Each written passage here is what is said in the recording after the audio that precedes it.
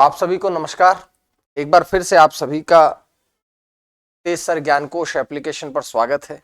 आप लोगों की यूजीसी नेट की परीक्षा है और उसी परीक्षा को ध्यान में रखते हुए आप लोगों की दो क्लासेस तो लगातार चल ही रही है, एक ग्रामर की एक साहित्य की, लेकिन आप लोगों के लिए रोज एक एक्स्ट्रा क्लास और जोड़ी गई है। ये है आप लोगों के प्रश्नोत्तर की, और प्रश्नोत्तर में सिर्फ वही प्रश्न होंगे जो 2023 में, 2022 में, 2021 में आए हुए हैं। इससे ज्यादा लेट भी नहीं जाएंगे। लास्ट 2023, 22, 21 के आए हुए प्रश्नों को मैं आप लोगों के बीच में आज शुरू करूंगा और आज से ही चलेगी जब तक आपका एग्जाम नहीं होता है। जब तक तो चलिएगा, आप लोगों का काम है आंसर देते रहे, ABCD लगाते रहें ताकि मैं देखता रहूं। सबसे पहला प्रश्न आप लोगों के सामने है कि प्रश्न नंबर 1, ज्यादा बात नहीं करूंगा, सीधा प्रश्नों पे ध्यान होगा कि कुमारपाल प्रतिबोध लिखा है सबसे पहले और कहा गया इनमें से किस जैन कवि की रचना है।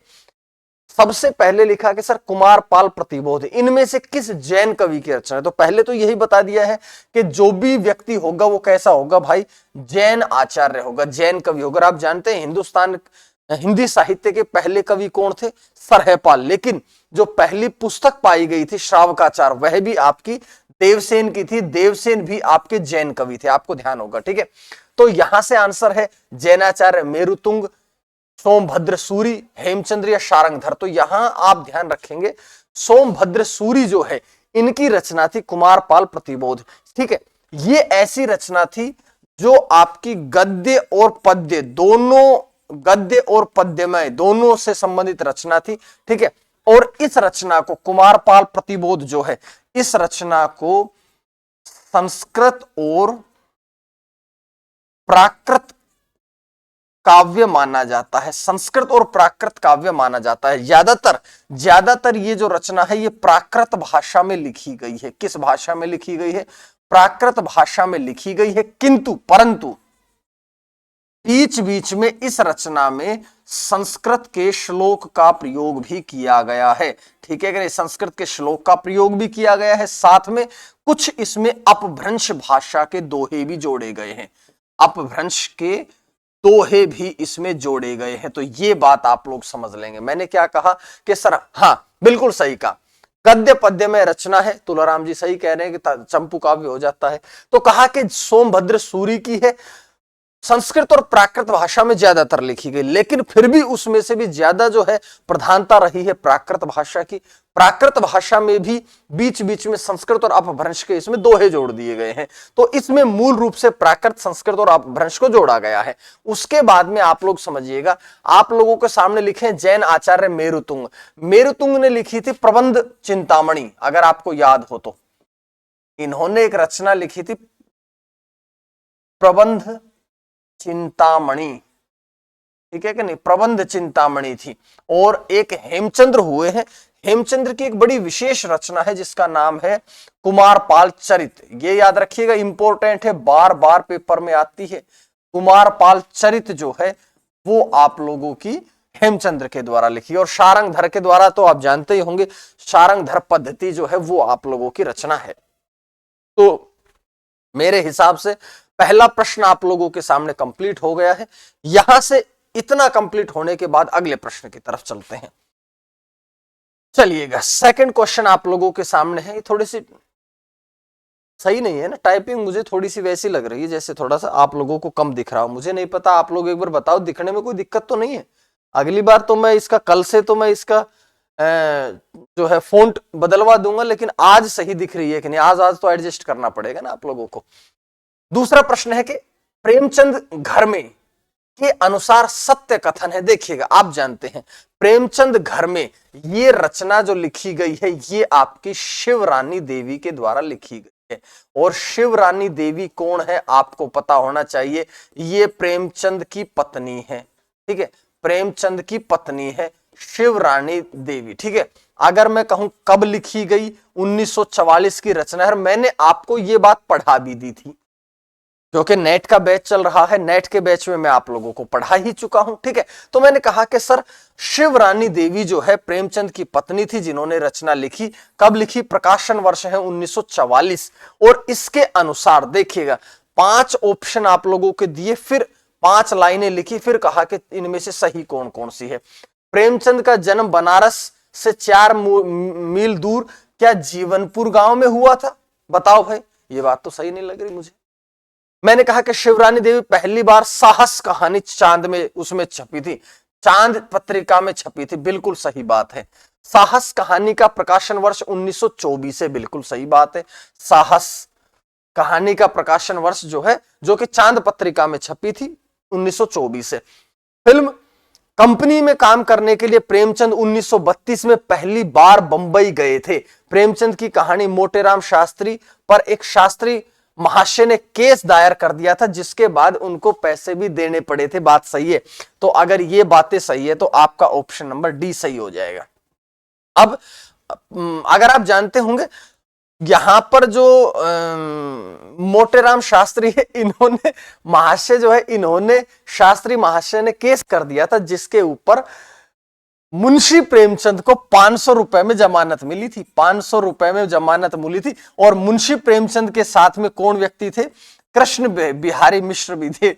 कृष्ण बिहारी मिश्र भी थे, जिनको भैया 500 रुपए में उस समय जमानत लेनी पड़ी थी। ठीक है कि नहीं?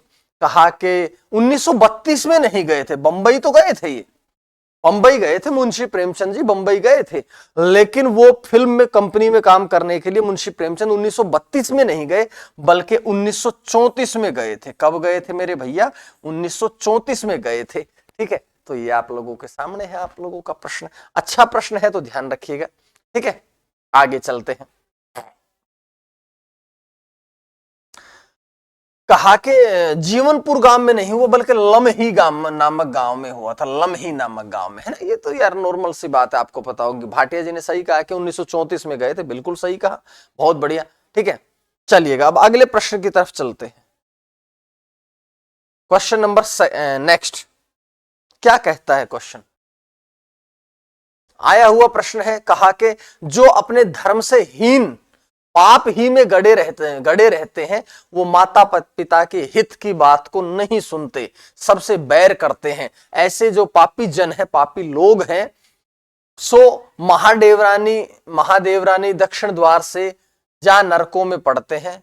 और यह गद्य खंड खड़ी बोली के किस आरंभिक गद्यकार का है? गद्यकार और पद्यकार में अंतर होता है।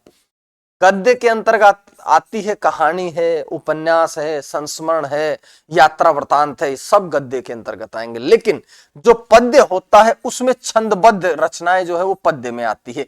तो सिंपल सी बात है, कहा किसके बारे में गया है? गद्यकार के बारे में। भैया यूजीसी नेट दिसंबर 2023 का क्वेश्चन करा रहा हूं मैं आप लोगों को।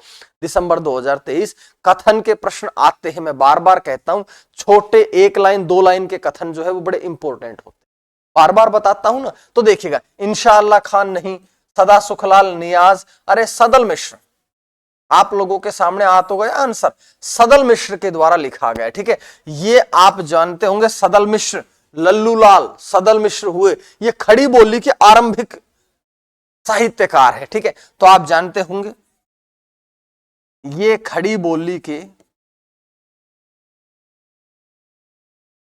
आरंभिक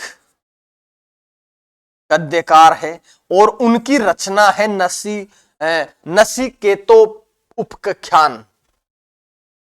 नसीकेतो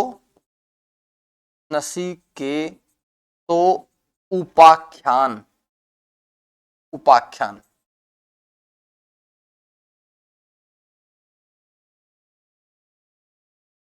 उपाख्यान, क्योंकि यहां संधि हो गई है ना, नसीकेतोपाख्यान, नसीकेता प्लस उपाख्यान, ऐसे से तो संधि हो गई, गुण संधि, नसीकेतो खान हो गया। ठीक है, यहां से आप लोगों ने समझना है।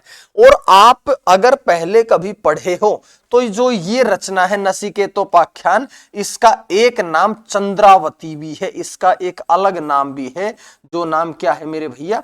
चंद्रावती, इसका एक अन्य नाम भी है। और ये कहानी यजुर्वेद के कठोपनिषद पर लिखी गई है। यजुर्वेद के कठोपनिषद में वर्णित एक रचना है कठोपनिषद। कठोपनिषद पर एक रचना है नचिकेता की। नचिकेता की रचना है, और उसी नचिकेता की रचना का ही ये खड़ी बोली में रूपांतरण कर दिया गया है मेरे भैया।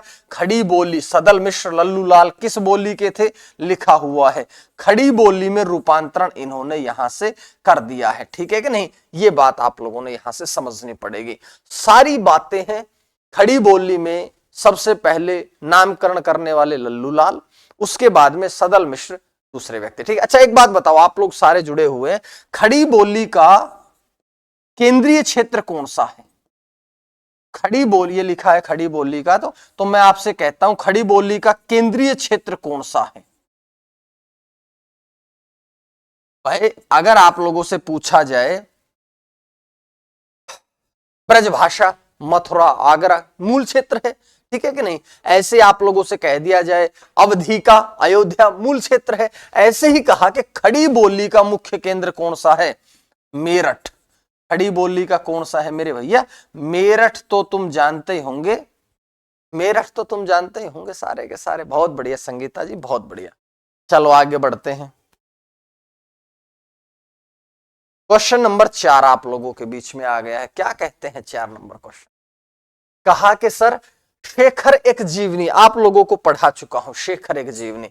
शेखर एक जीवनी भाग 1 में किन पश्चिमी विचारकों के नाम का उल्लेख है? भाई एक बात समझ लेना, इसमें किन किन के नाम का उल्लेख है? कार्ल मार्क्स, बिल्कुल ठीक है, बिल्कुल सही है। चलो आप आंसर करो जब तक मैं थोड़ी सी बातें आपको बताता हूं। शेखर एक जीवनी एक ऐसा ऐसा उपन्यास है, एक ऐसा उपन्यास है जो कि कैसा है? अस्तित्ववाद की व्याख्यान है, अस्तित्ववाद, ठीक है, मनोविश्लेषणवाद के अंतर्गत लिखा गया। मनोविश्लेषणवाद, विश्लेषणवाद, बौद्ध दर्शन देखने को मिलता है, बौद्ध दर्शन, दुखवाद देखने को मिलता है। एक बड़ी इंपॉर्टेंट बात, इसे डॉक्टर नगेंद्र क्या कहते हैं? इसे डॉक्टर नगेंद्र जो है, इसे हिंदी का गौरव ग्रंथ कहते हैं। इसे हिंदी का गौरव ग्रंथ कहते हैं, हिंदी का गौरव ग्रंथ कहते हैं, गौरव ग्रंथ कहते हैं। क्या मेरी बात आप लोगों को समझ में आ गई कि नहीं? डॉक्टर नगेंद्र, अरे एक बात डॉक्टर नगेंद्र से भी याद आई, देखो साहित्य है ये, साहित्य में ऐसे ही चलेगा। डॉक्टर नगेंद्र जो है आप जानते होंगे, ये भी रसवादी आचार्य हैं, है ना? और रसवादी आचार्य है तो आप मुझे बताओ कि अलंकारवादी आचार्य कौन है? अरे कठिन काव्य का प्रेत कौन है? अब इतना हिंट देने के बाद तो आप लोगों ने आंसर करना चाहिए। तो रसवादी आचार्य में आते हैं डॉक्टर नगेंद्र, लेकिन मैंने अभी अभी कहा कठिन काव्य के प्रेत कौन, अलंकारवादी आचार्य कौन? अरे भैया केशवदास, रीतिकाल के रचनाकार है ना? तो मैंने कहा ठीक है सर, कार्ल मार्क्स का वर्णन किया गया है, 100% है, ठीक है। और ये वैसे भी आप जानते होंगे अज्ञेय द्वारा लिख, ये जो है शेखर एक जीवनी अज्ञेय द्वारा रचित उपन्यास है। सच्चिदानंद हीरानंद वात्स्यायन अज्ञेय पूरा नाम है, सच्चिदानंद हीरानंद वात्स्यायन अज्ञेय के द्वारा लिखा गया है। और अज्ञेय के द्वारा लिखा गया था, जिसका प्रथम भाग 1940 में प्रकाशित हुआ, द्वितीय भाग 1944 में प्रकाशित हुआ। कुछ कंट्रोवर्सीज कर देता हूं, अभी करता नहीं हूं, बता देता हूं कि कुछ व्यक्ति ये मानते हैं, कुछ रचनाकार, इतिहासकार, साहित्यकार मानते हैं कि 1941 में था पहला, ये 2 भागों में प्रकाशित हुआ ना, शेखर जीवनी भाग 1 की बात कर रहा हूं, ये 1940 में प्रकाशित हुई। लेकिन कुछ रचनाकार इसको 1941 में भी मानते हैं। अगर दोनों आए तो आपने सर्वथा उचित के लिए 1940 को सटीक दर्शाना है, ठीक है, सटीक दर्शाना है 1940 को। अब मैंने कहा कहां पर प्रकाशित हुई थी मेरे भैया? ये आप लोगों की सरस्वती पत्रिका में, सरस्वती पत्रिका में प्रकाशित हुई थी। और सुनो मेरे भैया, इसमें कार्ल मार्क्स का वर्णन किया गया है, ठीक है। इसमें रोजा लग्जमबर्ग का कोई इसमें उल्लेख नहीं है, रोजा लग्जमबर्ग अब नहीं है। निष्ठे का वर्णन है इसमें, त्रास्की का वर्णन है, देवार्थ का वर्णन नहीं है।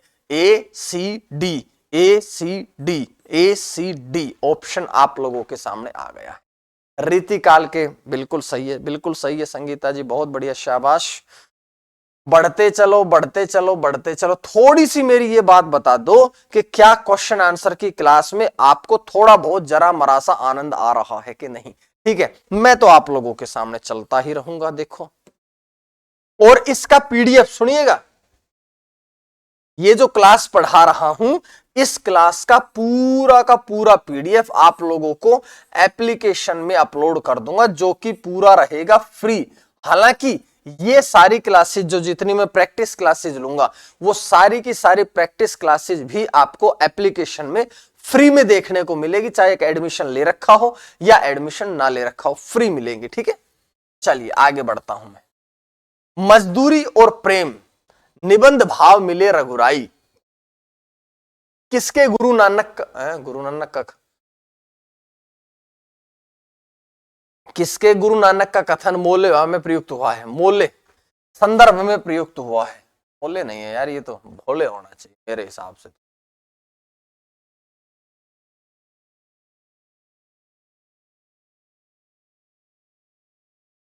भोले है ये, मोले कैसे आ? मैं भी वही कह रहा हूं, भोले होना चाहिए। भोले है ये, भोले ये है ये। ठीक है, चलो अब आगे बढ़ते हैं। मैंने कहा कि सर एक बात समझ के चलना, ये निबंध है मजदूरी और प्रेम।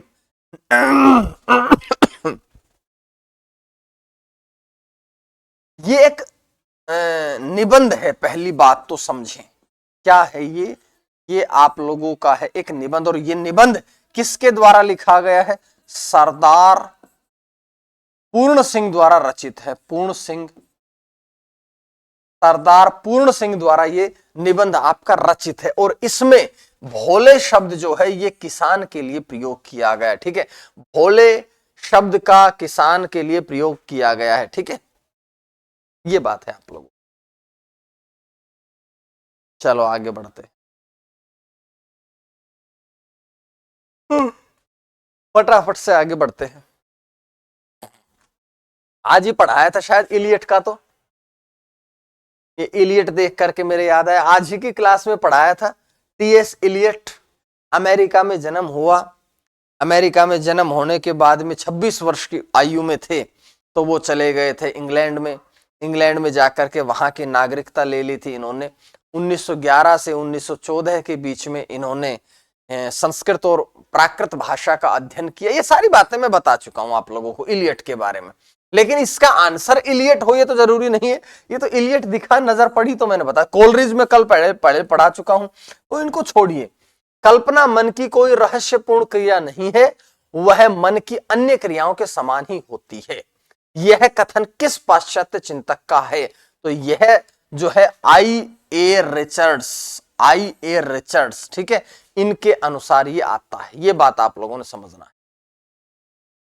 रिचर्ड्स के बारे में अगर मैं बात करूं तो इन्होंने कल्पना के 6 अर्थ माने हैं। कल्पना के, ये लिखवा चुका हूं शायद, 6 अर्थ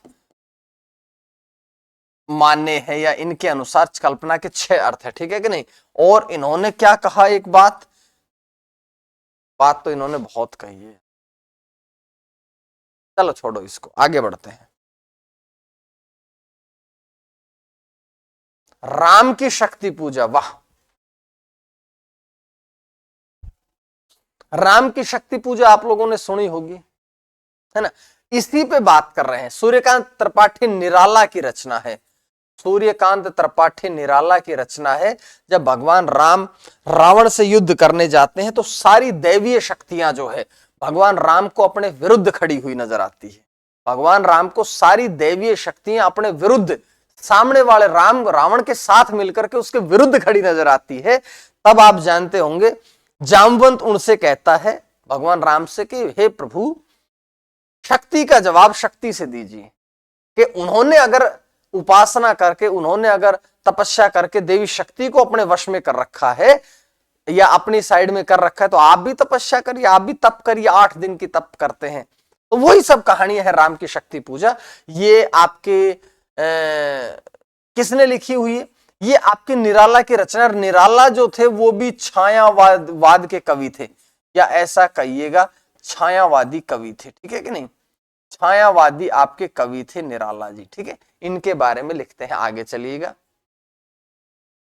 और आप जानते मैं अभी आज ही हटाई है यहां से, नहीं तो मैं पास ही रखता हूं। राम की शक्ति पूजा लंबी कविता है ये, सूर्यकांत त्रिपाठी निराला जी की ये लंबी रचना है, लंबी कविता है। ठीक है, आगे बढ़ते हैं मेरे भैया, क्या कह रहे हैं दिखा देखते हैं भाई इसको भी। कहा कि राम के शक्ति पूजा कविता की इन पंक्तियों उक्तियों को कविता में आने के क्रम से पहले के बाद के क्रम में लगाइए, लगातार लगातार, पहली दूसरी उसके बाद उसके बाद उसके बाद, ऐसे आप लोगों ने लगानी है। तो मैं कहता हूं चलो लगा लीजिएगा।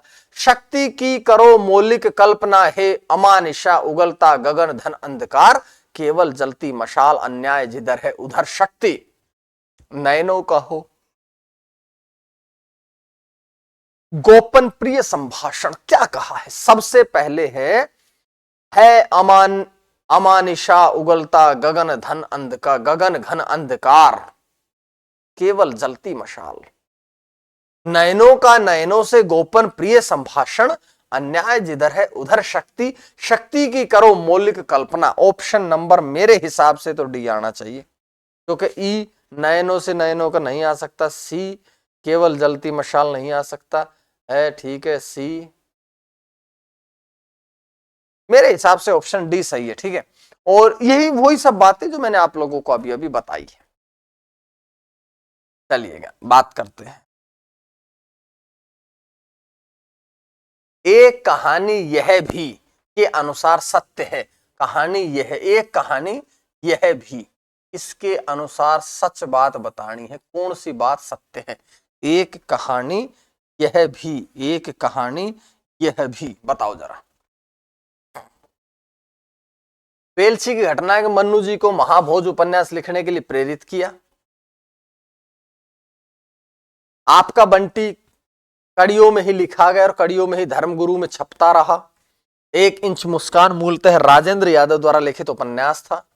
महाभोज का पहला नाट्य रूपांतरण अमाल अल्लाना ने किया।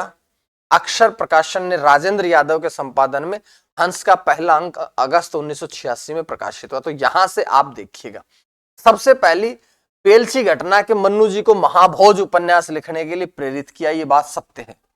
उसके बाद में आपका बंटी कड़ियों में ही लिखा गया, कड़ियों में ही धर्म युग में छपता रहा, बिल्कुल सही बात है। अक्षर प्रकाशन से राजेंद्र गौरव संपादन, ये ठीक है। तो पहला, दूसरा और ई, ये आपसे सही रहे। ठीक है, 1900 अक्षर, ठीक है, ये बात तो सही है।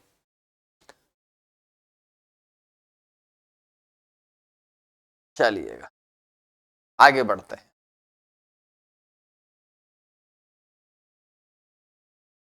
जन्म वर्ष के अनुसार निम्नलिखित निबंधकारों को पहले से बाद के क्रम में लगाइए। भाई विवेक की राय की बात करो, सरदार पूर्ण सिंह की बात करो, आचार्य रामचंद्र शुक्ल की बात करो, हजारी प्रसाद द्विवेदी की बात करो, या फिर आपके कुबेरनाथ की बात करें। कुबेरनाथ की बात करता हूं तो 1933 में जन्म हुआ। अगर मैं बात करता हूं हजारी प्रसाद द्विवेदी की, तो मेरे भाई 1907 में जन्म हुआ। ठीक है, अगर मैं बात करता हूं आचार्य रामचंद्र शुक्ल की, तो आप जानते होंगे 1884 में जन्मे हैं। अगर मैं बात करता हूं सरदार पूर्ण सिंह की, तो भैया 1881 में जन्मे। और मैं बात करता हूं विवेक की राय की, तो भाई 1924 में जन्मे। तो लगाओ जरा क्रम से। सबसे पहले ऑप्शन सी होना चाहिए, आपका ऑप्शन सी है इन दोनों में। उसके बाद में ऑप्शन ई होना चाहिए, ई होना चाहिए, ये ई है, बी नहीं होना चाहिए, बस। अरे ये तो भाई आपको याद होंगे तभी आप कर पाएंगे, ऐसे तो मैं भी आपका कुछ मदद नहीं कर पाऊंगा।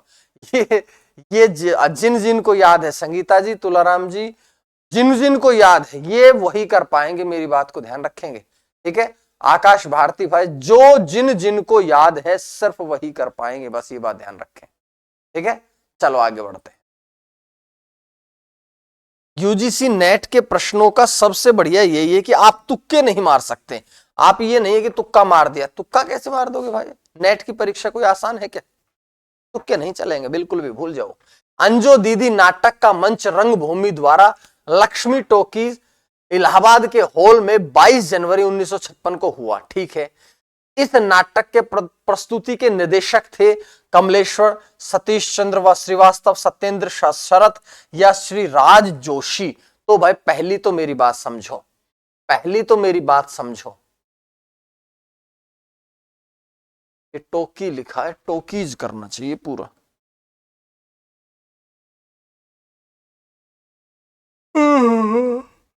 मेरे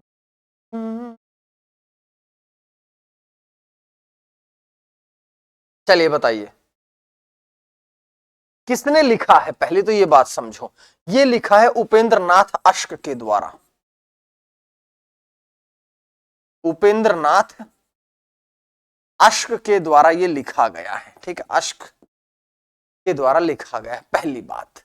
उसके बाद में आगे चलता हूं कि ये जो है ये आप लोगों को राज जोशी के निर्देशन में प्रस्तुति हुई थी। थोड़ी सी मेरी बात समझ लो, इस नाटक का सबसे पहला अंक 30 जनवरी 1956 है, यहां तो 2 साल पहले 1954 को बंबई को आज के समय में कहेंगे तो मुंबई, बंबई में हिंदी विद्यार्थी मंडल,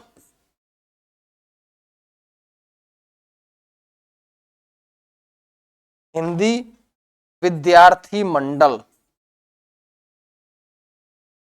हिंदी विद्यार्थी मंडल ने सेंट जेवियर कॉलेज,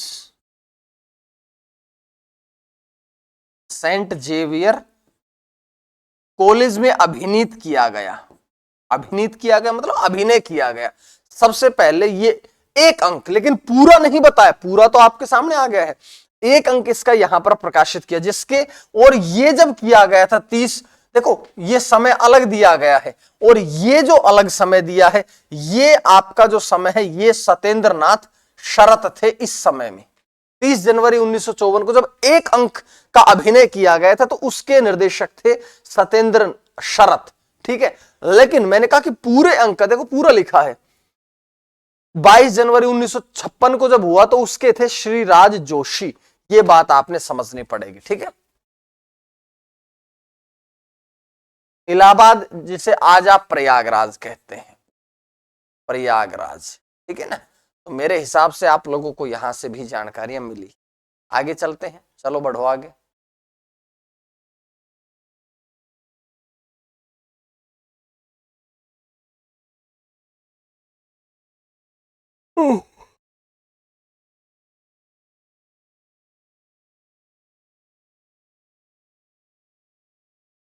चलो चलो चलो बढ़ते हैं।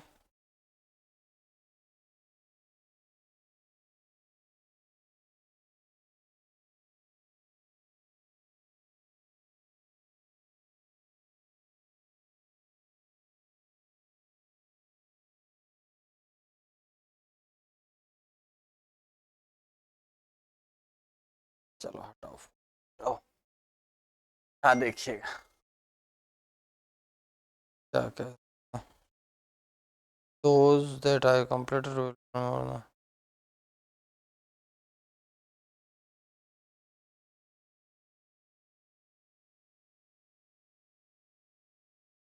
ठीक है, ठीक है। मैंने क्या कहा कि उत्तर आधुनिकतावाद के संबंध में उपयुक्त कथन है, सही बताइएगा कौन सा है। लियोतार की पुस्तक द पोस्ट मॉडर्न कंडीशन से उत्तर आधुनिकतावादी चिंतन का आरंभ माना जाता है। ठीक है,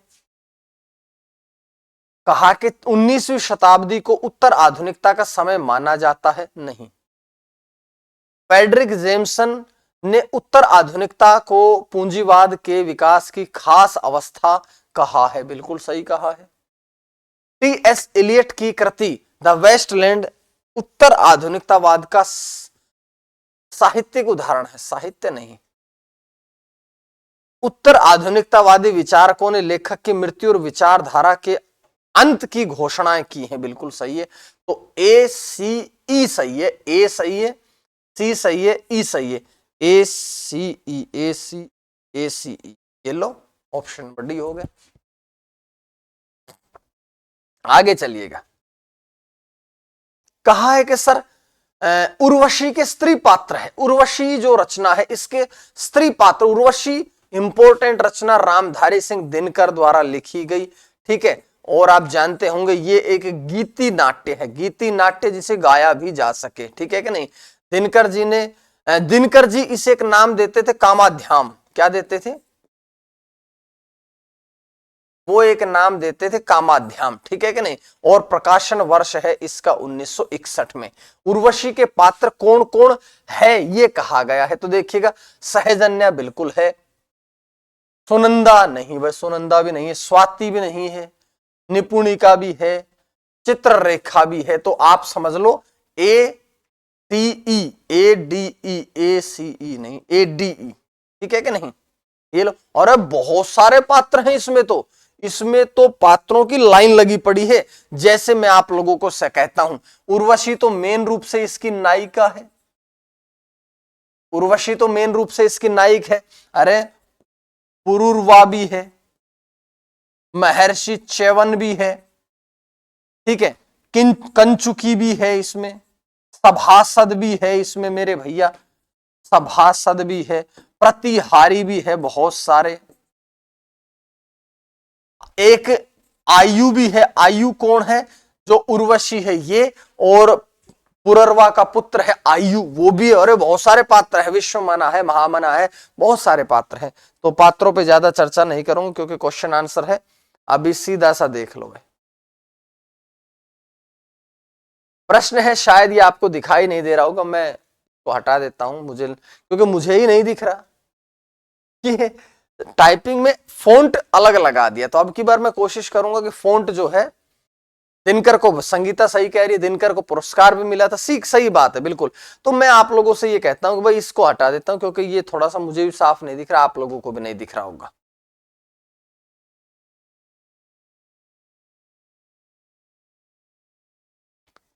चलिएगा, मुक्तिबोध ने साहित्य की हर विधा को इतना तोड़ दिया है कि रचना स्वयं अपने मूल्यों को ललकारने लगती है। कविता बढ़ते बढ़ते डायरी हो जाती है और डायरी चलते चलते कहानी हो जाती है। मुक्तिबोध के रचना शिल्प के बारे में ये कथन जो है, ये किस साहित्यकार का है। देखिए, कहा कि मुक्तिबोध के बारे में कहा गया है कि उन्होंने जितनी भी रचनाएं हैं बहुत ज्यादा उनको तोड़ दिया है, बड़ा विस्तार से कर दिया है। तो ये कथन जो है ये आप लोगों के सामने कहा किसके द्वारा गया है, अशोक वाजपेयी, नेमीचंद्र जैन, शमशेर सिंह बहादुर या श्रीकांत वर्मा। श्रीकांत वर्मा के संदर्भ में कहा है। उन्होंने कहा कि एक कथन और भी है श्रीकांत वर्मा जी का, क्या कि मुक्तिबोध की हर रचना जो है वो साहित्य की सभी विधाओं की एक अजीब चुनौती है, अजीब चुनौती है। और ये आप लोगों के सामने कथन उनका आ ही गया है। मेरे राम का मुकुट भीग रहा है निबंध में मेहमान रात्रि में किस कार्यक्रम में गए थे। तो भाई साहित्यिक कार्यक्रम में नहीं गए थे, बल्कि डांस, नाचने गाने का प्रोग्राम था, गाने का प्रोग्राम था, नाचने का भी नहीं, संगीत के प्रोग्राम में गए थे, ठीक है कि नहीं।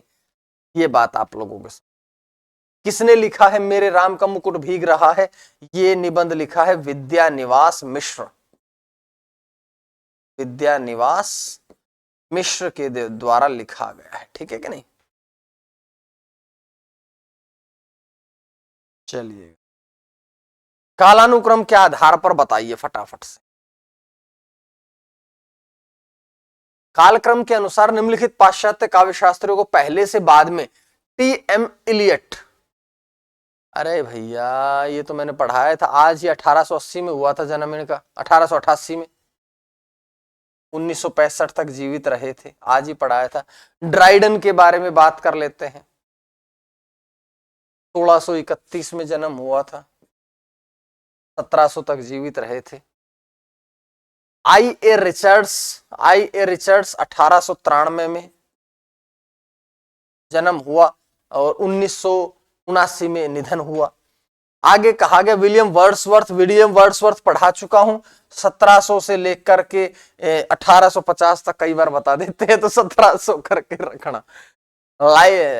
एक और बच्चे हैं तुम्हारे सामने, लोजाइन्स, ये पहली तीसरी शताब्दी को मानेंगे। तो सबसे पहले तो आप लोजाइंस को समझो, ठीक है, सब में लोजाइंस सही है, पर तीनों सही कैसे होंगे, यहां टिक मारना चाहिए। उसके बाद में आप समझो ड्राइडन है 1600 में, येलो ड्राइडन है, ठीक है। उसके बाद में आप समझो विलियम वर्ड्सवर्थ, डी, डी ये सही है। उसके बाद में समझो ए और सी, तो मेरे हिसाब से आपका डी ऑप्शन यहां से सही रहेगा, ठीक है।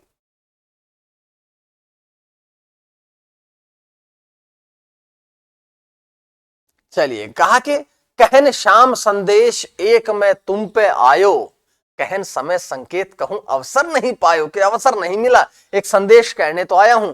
भैया अष्टछाप के कवियों में किसकी पंक्तियां हैं, नंददास, नंददास, नंददास के पंक्ति, ठीक है। चलो आगे,